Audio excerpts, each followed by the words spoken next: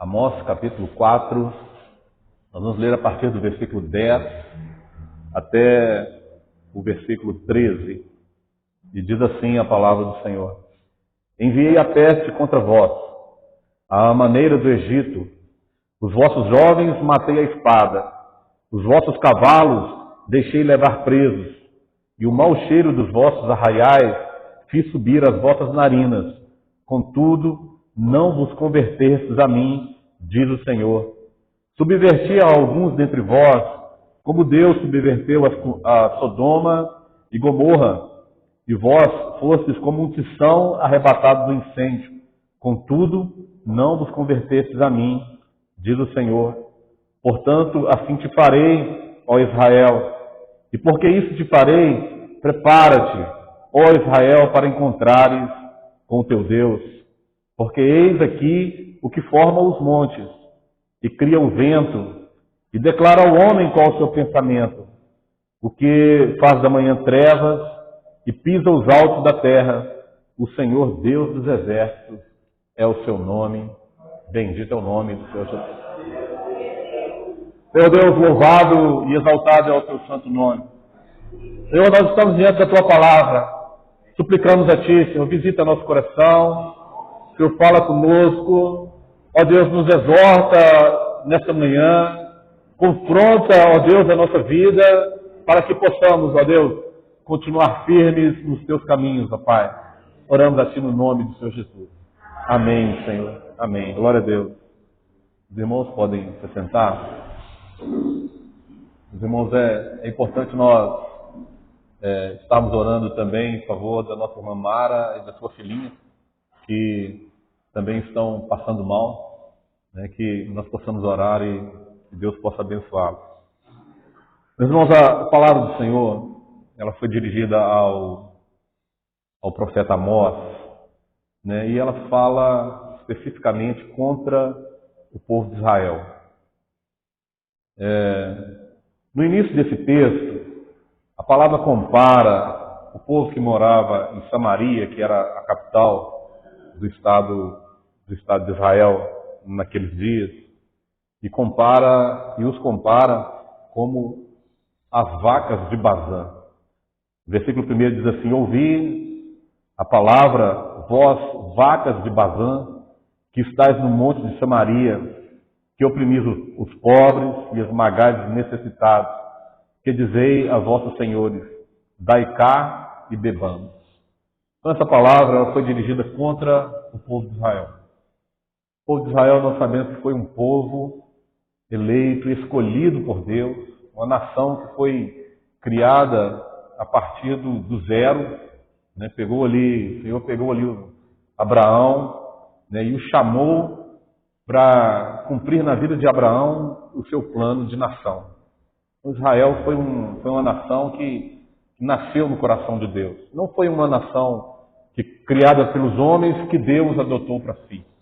Mas Deus criou essa nação para a glória do seu nome. Mas no período em que a palavra foi dirigida, o povo de Israel ele estava corrompido, eles estavam adorando deuses estranhos, e a capital que representa, a cidade que representa toda essa perversão do povo de Israel estava justamente em Samaria. Samaria foi uma cidade que foi conquistada por povos estranhos. E quando o povo conquistava uma cidade, era normal que eles colocassem ali moradores ou as pessoas que vieram do povo conquistador. E Samaria não foi diferente. Quando eles foram conquistados, os seus conquistadores colocaram ali povo que vieram dessa nação estranha. E o povo de Israel, como estava sendo subjugado naqueles dias, eles passaram a adotar a adoração daquele povo estranho que estava morando no meio deles.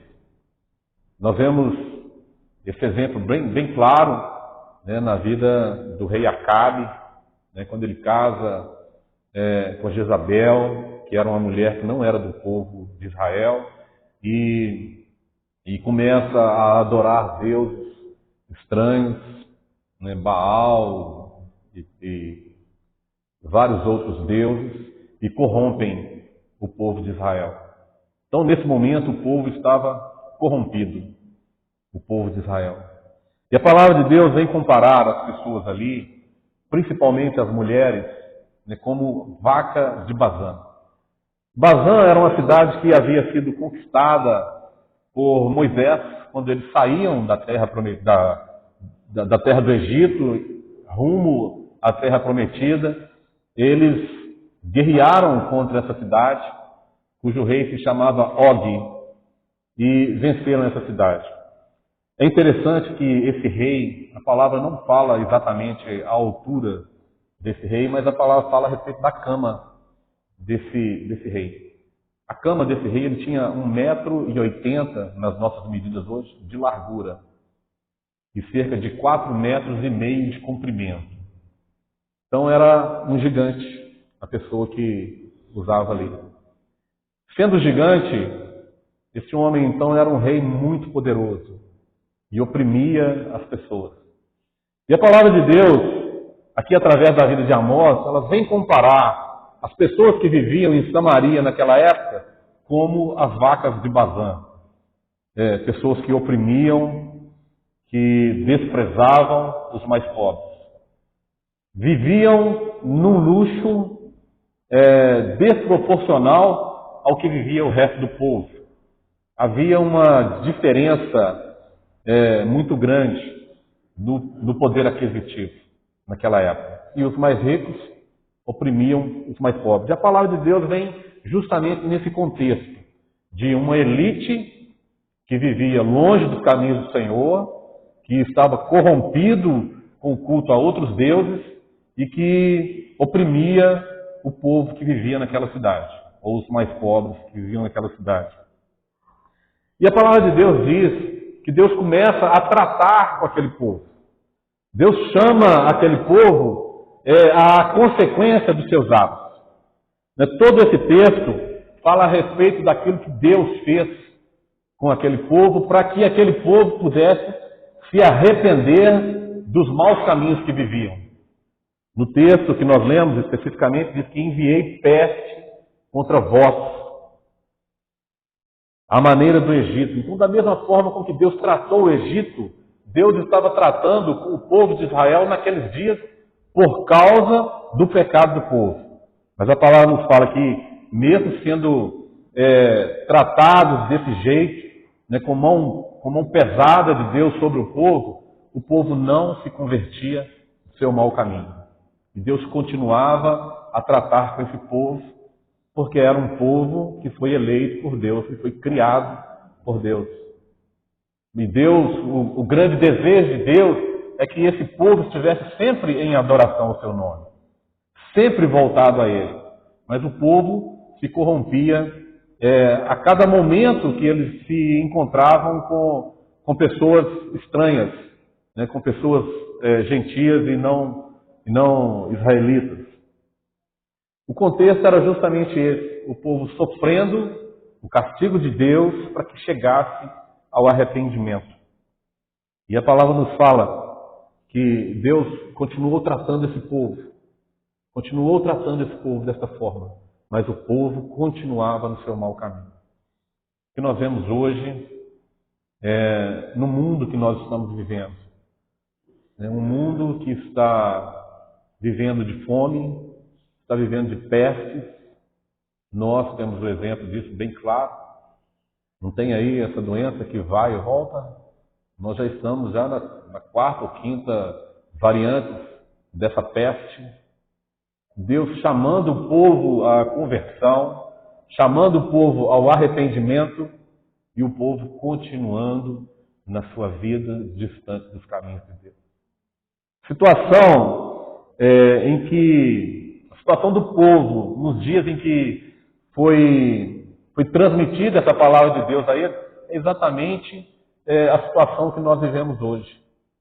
Nós vivemos hoje em um mundo corrompido, entregues a diversas perversidades, coisas que é bom a gente nem citar aqui, mas nós sabemos muito bem como o mundo está vivendo longe do caminho do Senhor, longe dos preceitos do Senhor.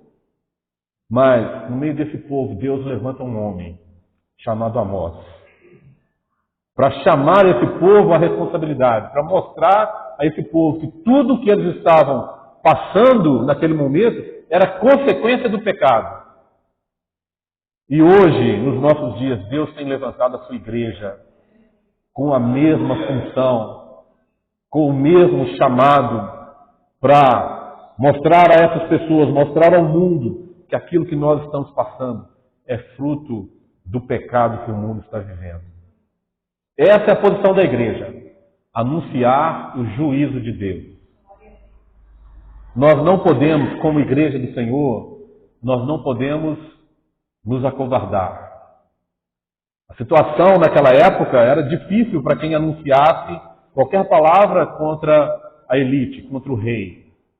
Nós vemos o caso de Elias, quando Elias vai falar com Acabe, né, a respeito do seu pecado, e ele confronta ali a religião dominante daquele povo, né, e mata os seus profetas, então ele começa a ser perseguido. O momento que eles estavam vivendo era um momento difícil para quem estava seguindo os mandamentos do Senhor, seguindo a palavra do Senhor. E Elias, depois ele vem orar a Deus, né, e vem falar com Deus: mataram todos os profetas à espada, só eu fiquei. Né, e Deus vem falar com Elias: não foi só você, ainda tem mais alguns que eu preservei. Meus irmãos, nós estamos sendo preservados nesses dias para anunciar o juízo de Deus. É muito bom para nós, como servos do Senhor, anunciarmos o amor de Deus para com os homens. Para nós é uma alegria dizer para as pessoas: Deus te ama, ou Jesus te ama, né, que mais nós usamos. Mas nós, como igreja do Senhor, nós precisamos anunciar nesses últimos dias também o juízo de Deus. Além de nós anunciarmos que Deus ama a todos os homens e que Deus quer que todos os homens cheguem ao arrependimento e alcancem a salvação, nós precisamos anunciar que Deus também era juízo. Deus é um Deus que não se deixa blasfemar. Deus é um Deus que diz que todas as coisas que nós fazemos debaixo do sol, Deus trará juízo. A igreja precisa anunciar isso aos homens. E muitas vezes nós nos escondemos atrás do amor de Deus e anunciamos somente o amor. E isso leva as pessoas a crer que Deus ama todas as pessoas e que de forma nenhuma Deus haveria de chamar esse povo a juízo. Então a função da igreja é a função do profeta Amós, dizer que há um juízo sobre aqueles que não andam segundo a vontade de Deus, daqueles que estão pervertidos longe do caminho do Senhor. Há um juízo determinado por Deus, e a igreja precisa anunciar a realidade da vida que nós estamos vivendo, que nós estamos presenciando. Vivemos em um mundo corrompido, mas Deus tem nos separado para anunciar o seu juízo. Para que essas pessoas venham converter-se. Não é prazer de Deus castigar alguém. Não é prazer de Deus destruir alguém.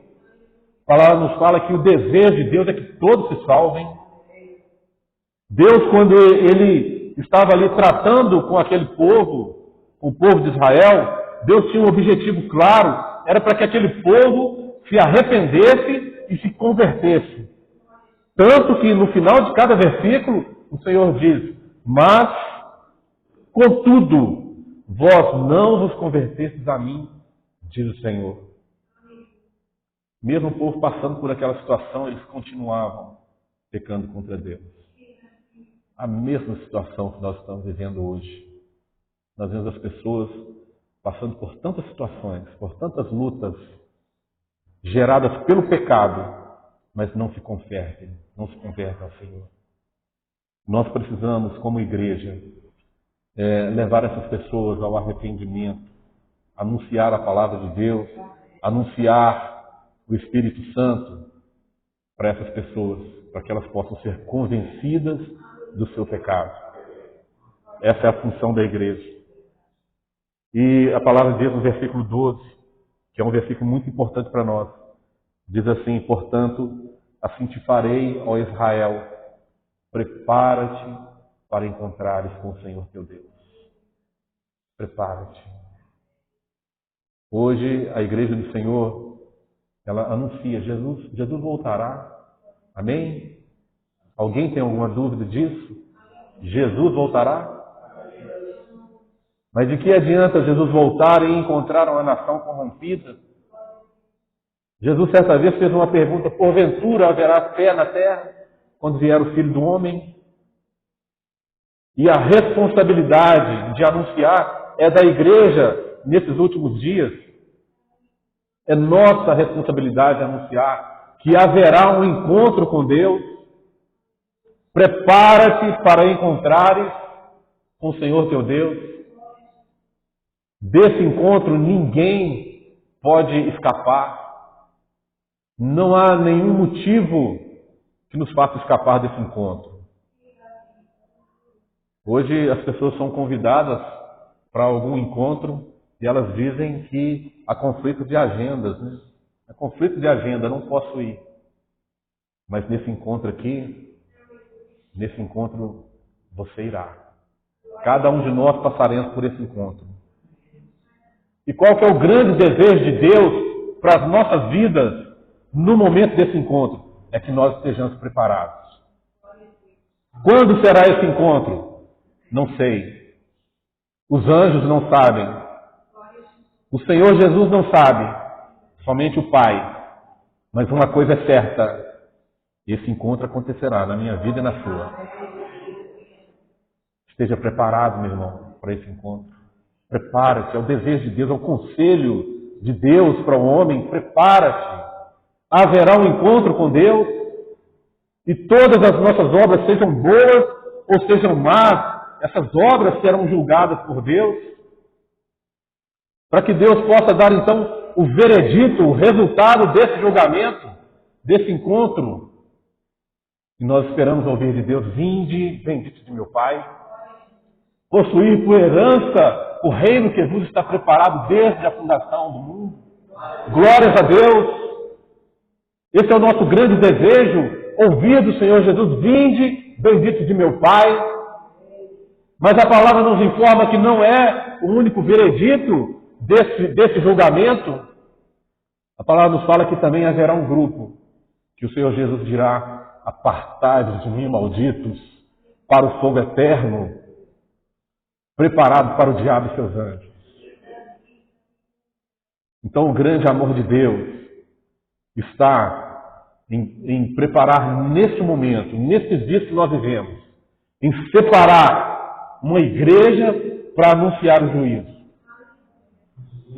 Aí está revelado o grande amor de Deus, mas nós precisamos anunciar. Haverá um encontro e desse encontro nós não podemos escapar. Todos nós passaremos e o dever de Deus é que nós chegamos lá preparados. Prepara-te. Meu irmão, prepara-te para encontrar com o Senhor teu Deus.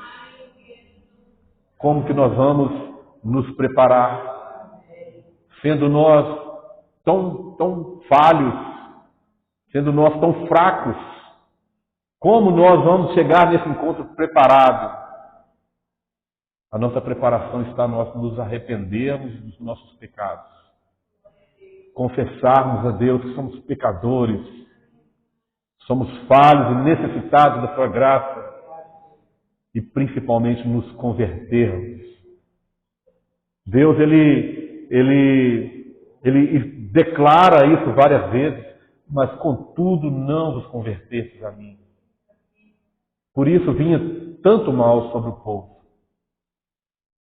E hoje, nos nossos dias, há aqueles que não se converterem ao Senhor, haverá um juízo, e um juízo eterno sobre essas pessoas.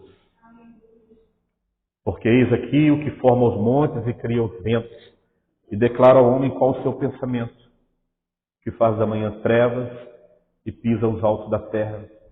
Senhor Deus dos exércitos é o seu nome. Meus irmãos, nós estamos falando não de um falso Deus, não de um Deus que não ouve, que não fala, que não responde. Nós estamos falando de um Deus poderoso. Aquele que tem todo o poder nas suas mãos. A palavra nos fala que é Ele que cria os montes. É Ele que forma os ventos. Mas principalmente a palavra nos diz que Ele sonda o nosso coração. É Ele que declara o nosso pensamento. Nós estamos diante de um Deus que vê além daquilo que nós queremos mostrar. Nós estamos diante de um Deus que conhece o nosso pensamento. Então não há como enganar esse Deus. Eu me lembro de um pastor que eu estava no ministério dele e ele dizia assim: com Deus não tem conversa. Com Deus não tem conversa, porque Ele conhece os corações. Então não adianta nós chegarmos diante de Deus com desculpas. Nesse encontro, não adianta nós nos prepararmos para esse encontro. Quando eu chegar ali, eu vou dizer assim e assim. Você pode dizer, mas Deus conhece o seu coração. Você pode tentar esconder as suas obras, mas Deus diz, eu sei as suas obras. Você pode tentar esconder os seus caminhos, e Deus diz assim em Apocalipse, eu conheço os teus caminhos. É um Deus que sonda. É um Deus que vê além das nossas obras. Que vê além daquilo que os homens veem. É um Deus que vê o coração. E como está o nosso coração nesta manhã diante de Deus? Abre seu coração, deixa Deus sondar. Deixa Deus declarar onde você precisa ser mudado.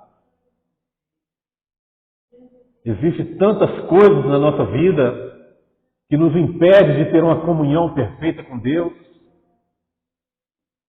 O momento agora é de nós deixarmos esse Deus poderoso, esse Deus que tem todo o poder em suas mãos, visitar o nosso coração, conhecer os nossos pensamentos. Fala com Ele nesse momento. Confessa a Ele aquilo que você precisa mudar. Confessa a Ele aquilo que ficou guardado no nosso coração. Está escondido. Certas coisas que às vezes nós nem nos lembramos mais. Que nós possamos ter a mesma experiência de Davi, quando ele diz, sonda, meu Deus, e vê se há em mim algum caminho mau. O que Davi queria dizer naquele momento? Davi queria dizer que certas coisas estão tão profundas no nosso coração que nós achamos que não tem problema nenhum. Às vezes é algo tão pequeno, mas isso nos leva por caminhos maus. Sonda-me, ó Deus, vê se há em mim algum caminho mau, mas principalmente guia-me pelos caminhos retos.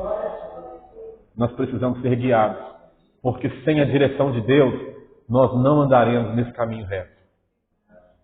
Sem o Espírito Santo agindo na nossa vida, nós vamos nos desviar desse caminho.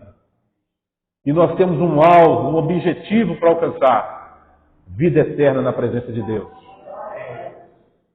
O nosso objetivo aqui é um dia ouvir do Senhor Jesus: vinde bendito de meu Pai. Esse é o nosso grande objetivo. Quando nós estivermos diante desse encontro. Seja hoje, seja amanhã, seja na volta do Senhor Jesus, seja antes ou depois da tribulação, uma coisa é certa, nós vamos nos encontrar. E tudo que nós fizermos, tudo que nós temos feito, todos os nossos caminhos, eles vão de ser tragos a juízo. Que Deus possa nos abençoar e que nós possamos, em todo momento da nossa vida, termos um coração quebrantado, um coração humilde na presença de Deus. Confessando a Deus todos os momentos: Senhor, eu sou pobre e necessitado, tem misericórdia de mim. Confessando a Deus: Senhor, tem misericórdia de mim, porque eu sou pecador. E Deus há de trará a bênção sobre a nossa vida. Deus há de trazer a bênção sobre nós. Ele faz da manhã trevas e pisa os altos. Senhor dos Exércitos é o seu nome. Nós estamos diante do Senhor dos Exércitos. Abre seu coração nesse momento, deixa Ele sondar. Deixa Ele te mostrar o que precisa ser mudado. Tem um louvor que nós cantamos que diz: tudo que há em mim precisa ser mudado. Tudo que é nosso, tudo que é do meu eu, precisa ser mudado, precisa ser retirado de nós. Nós precisamos nos renunciar a cada dia. Jesus diz: quem quiser vir após mim, renuncie-se a si mesmo, tome sua cruz e siga-me. O nosso Deus é um Deus que declara qual o pensamento do homem. É um Deus que vê o coração. É um Deus que sonda. Bendito seja o nome do Senhor Jesus.